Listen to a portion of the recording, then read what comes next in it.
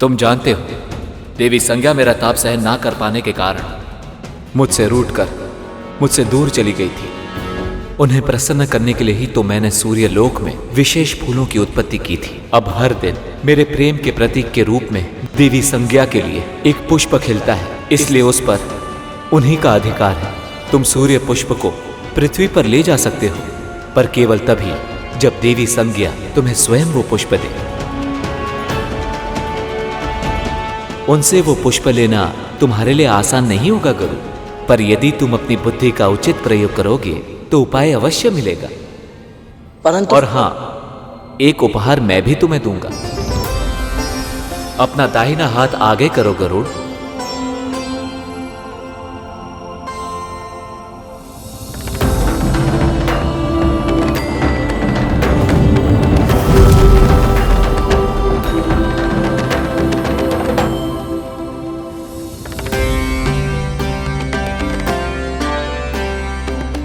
यह बहुत ही विशेष शहद है गरुड़, इसे खा लो।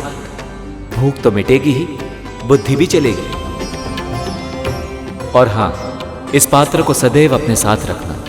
यह अक्षय पात्र है, इसके भीतर का शहद कभी घटेगा नहीं।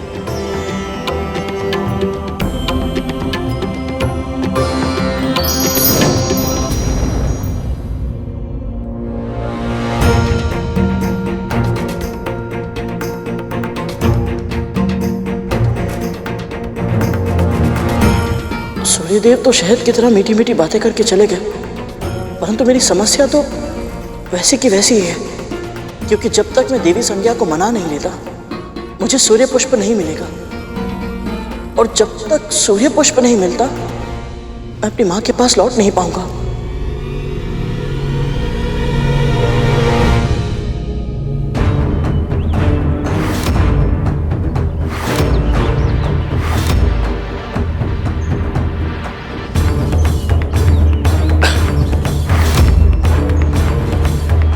इन्हें क्या हुआ और ये दुर्गंध कैसी है?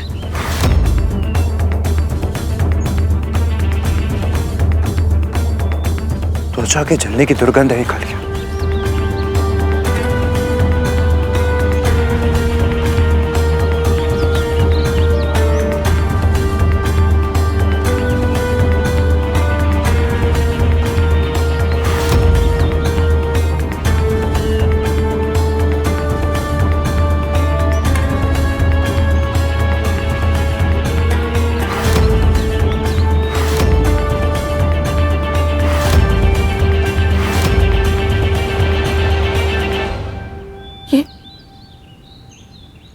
ये सब क्या हो गया? उठो, आंखें खोलो सब। ये सब कैसे हो गया? कद्रू दीदी को पता चलेगा तो?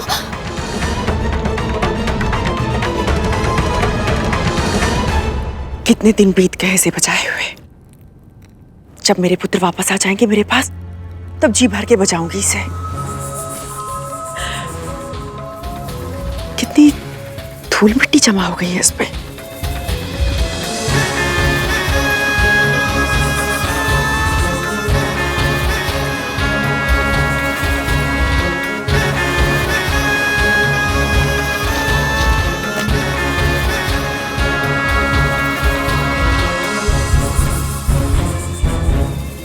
मांस चलने की गंध कहां से आ रही है? विंता, विंता,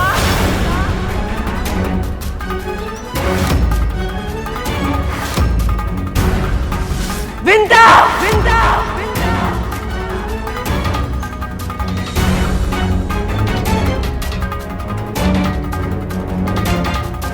कोई उत्तर क्यों नहीं आ रहा है? कहां गए सब?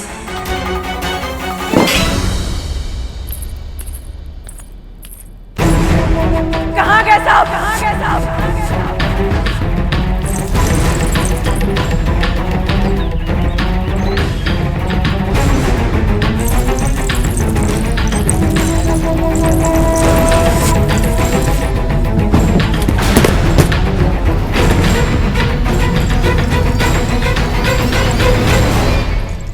ना कोई प्रहरी है, ना कोई सेवक, ना कोई सेविका,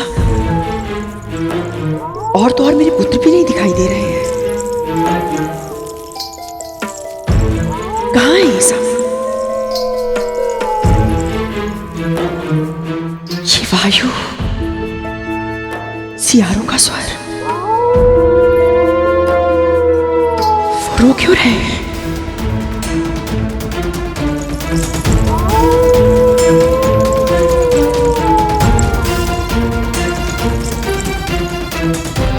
कहाँ मर गई थी तुम दोनों? और ये क्या हो रहा है? मेरे पुत्र इतने दिन बाद मेरे पास वापस आ रहे हैं और तुम दोनों अपशगुन फैला रही हो।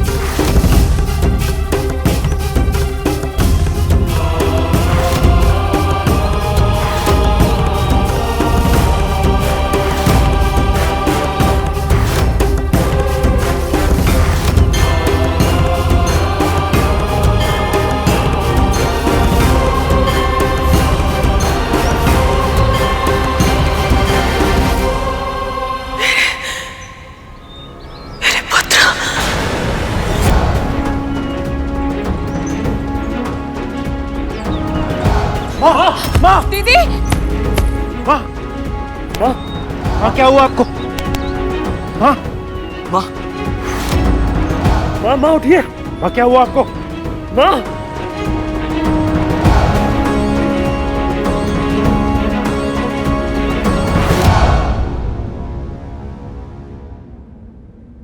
कुछ समझ में नहीं आ रहा। प्रतिदिन केवल एक ही सूर्य पुष्प खिलता है और वो संज्ञा माँ को बहुत प्रिय भी है, तो फिर वो मुझे सूर्य पुष्प क्यों देंगी भला? कैसे मना उन्हें?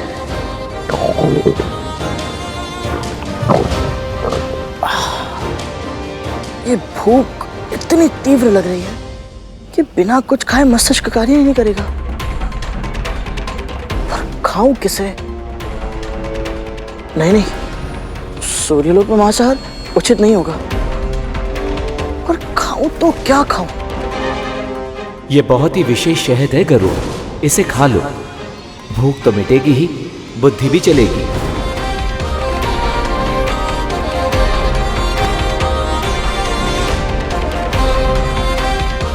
ये उत्तम रहेगा।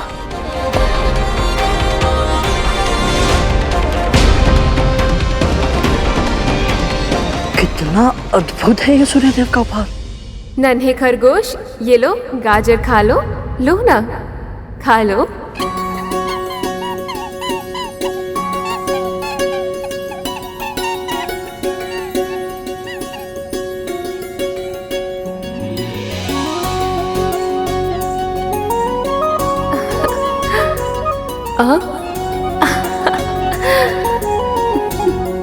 कितना चंचल है तू। कहाँ भाग रहा था? मुझसे छुपन छुपाई खेलेगा, बदमाश कहीं का। देवी संज्ञा तो बालिका की तरह खेल रही है। इसका अर्थ ये है कि इन्हें छोटे बच्चे प्रिय हैं। पक्षीराज, हम सब तुम्हें आज अणिमा और महिमा का वरदान देना चाहते हैं। महिमा वह सिद्धि है जिससे तुम अपनी कद काठी जितनी चाहो बढ़ा या घटा सकते हो। सूर्य देव का ये उपहार अद्भुत है। शहद खाते ही बुद्धि तीव्र हो जाए, समस्या कोई भी हो, उपाय अपने आप मिल जाए।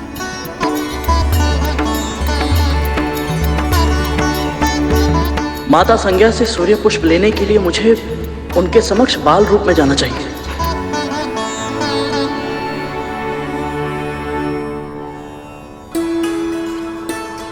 माँ, हाँ?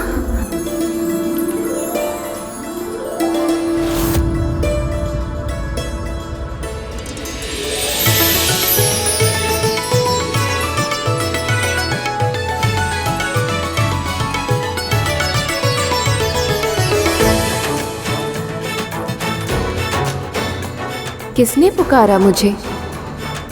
माँ, हाँ?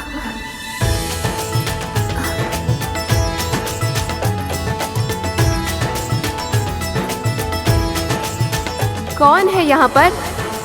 शीघ्र मुझे बताओ।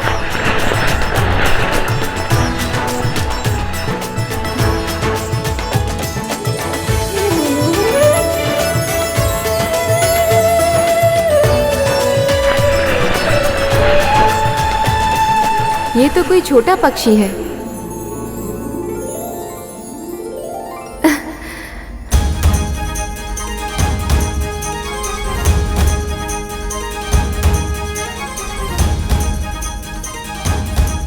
अरे कहाँ जा रहा है? रुक ना। कितना भगाएगा? अब रुक भी जा।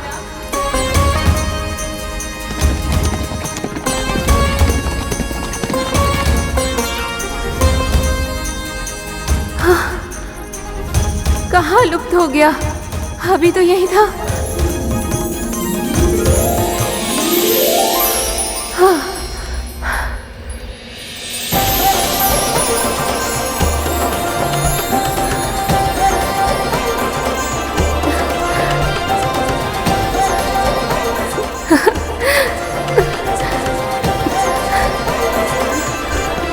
अब लगा है तो मेरे हाथ। तू इतना चंचल है, फिर भी इतना सुंदर और सलोना है। प्रणाम भाभी माँ। अभी तो थोड़ी देर पहले मुझे माँ कह के पुकार रहा था, अब भाभी माँ बना दिया। अब सूर्यदेव की पत्नी है, इसलिए मेरी भाभी हुई, और आयु में मेरी माँ की समान है, इसलिए मेरी माँ हुई। तो मैं तो भाभी माँ ही कहूँगा ना। कौन है रे तू? क्या नाम है तेरा? मैं महर्षि कश्यप और विंता नंदन गरुड़ हूँ भाभी माँ। अरुण का भाई गरुड़? इतना बड़ा हो गया तू? यदि मैं इन्हें इस रूप में बड़ा लग रहा हूँ, तो अपने असली रूप में कैसा लगूंगा? अरे हंस क्यों रहा है तू? आप भी कितनी भोली है भाभी माँ। अभी मैं कहाँ बड़ा हुआ हूँ, अभी तो मैं एक नन्हा सा प्यारा सा बालक हूँ। सही कहा तूने। अच्छा ये बता, तेरी माँ कहाँ है? वो तो कुटिया में है। पृथ्वी पर? तू यहाँ कैसे आया? उड़कर। भूलोक से सूर्यलोक तक तू उड़कर आया, और थका भी नहीं, बल्कि मुझे दौड़ा दौड़ा कर थका दिया। इतनी शक्ति कैसे है तेरे भीतर? मैं प्रतिदिन भोर में उठकर 108 बार सूर्य नमस्कार करता हूँ, इसीलिए। सच में? करके दिखाऊं? बस बस समझ गई कि तू बहुत शक्तिशाली है, पर शक्ति केवल व्यायाम से नहीं मिलती, उसके लिए अच्छा भोजन भी करना होता है। और तुझे देखकर लगता है कि तेरे इस छोटे से पेट को बहुत सारे भोजन की आवश्यकता है। चल तुझे कुछ खाने को देती हूँ।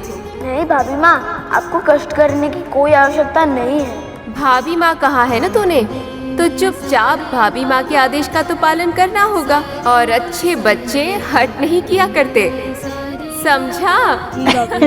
चल अब मेरे साथ। विमाता कद्रू की इच्छा पूरी करने के लिए तू कितना कुछ कर रहा है, पर तुझे आभास भी नहीं है कि कितनी बड़ी दुर्घटना घट गई है। और भूलोक पर कितना बड़ा बवंडर तेरी प्रतीक्षा कर रहा है।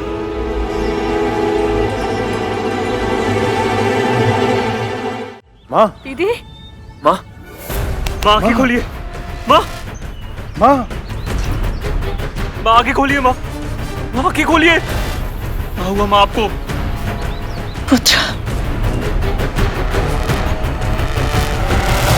मेरे पुत्र। हम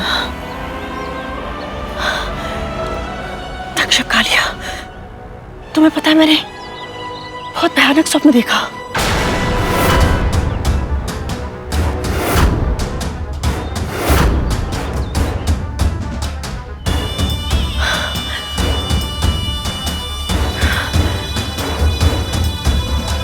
कुछ चल रहा है क्या?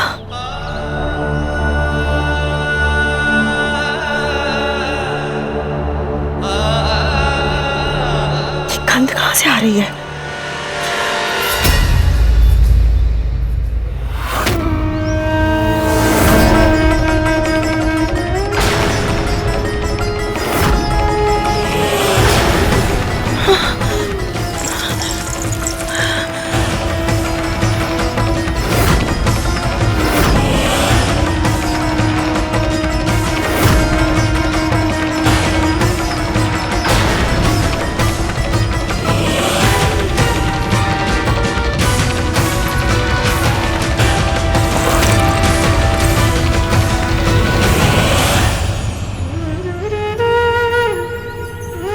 विष्णु लोक की यात्रा के समय सूर्यदेव और गरुड़ की भेंटावशी हुई थी, किंतु उसने सूर्यलोक में प्रवेश नहीं किया था। किंतु अब तुम्हारे आदेश के कारण उसे सूर्यलोक के भीतर प्रवेश करना होगा, और तब होगा उसे सूर्य के असहनीय तेज और विकराल ताप का अनुभव। उसके पंख जल जाएंगे।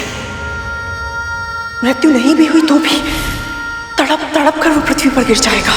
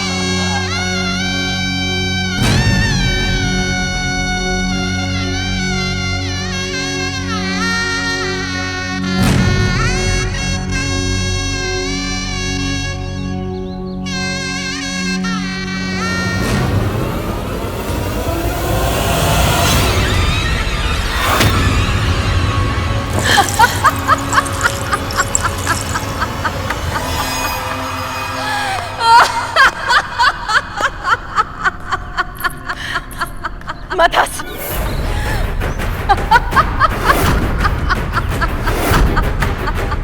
मैंने कहा ना तुझसे मत हंस।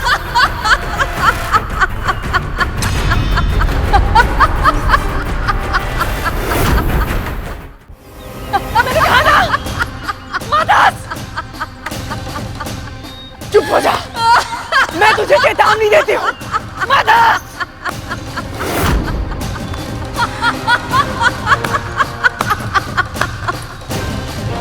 चेतावनी देती हूँ मैं तुझे, मत हंस। चुप। क्यों? मेरे हंसने से आपको रोना आ रहा है महारानी?